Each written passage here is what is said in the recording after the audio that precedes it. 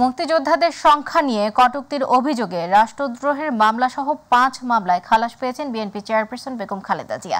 মঙ্গলবার ঢাকার সিএমএম আদালতে এ রায় দিয়েছেন।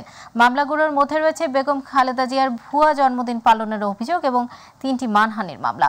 এদিন খালেদা জিয়ার আইনজীবী জানিয়েছেন, ৪ বছর আগে মামলার বাদী মৃত্যুবরণ করায় খালাস পেয়েছেন বেগম খালেদা জিয়া। এছাড়া সাক্ষী উপস্থিত না হওয়ায় নাইকো দুর্নীতি মামলার শুনানি ৮ সেপ্টেম্বর পর্যন্ত পিছিয়েছেন আদালত।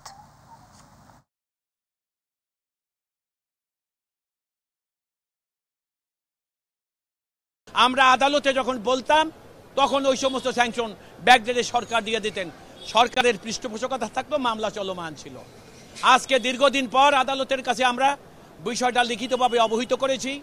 বিজ্ঞ আদালত আজকে জনাব এসিএমএম মাহবুবুল আলম এবং আরেকজন এসিএম তোফাজ্জল হোসেন, তারা ম্যাডামের 5টি মামলায় তাকে খালাস দিয়েছেন।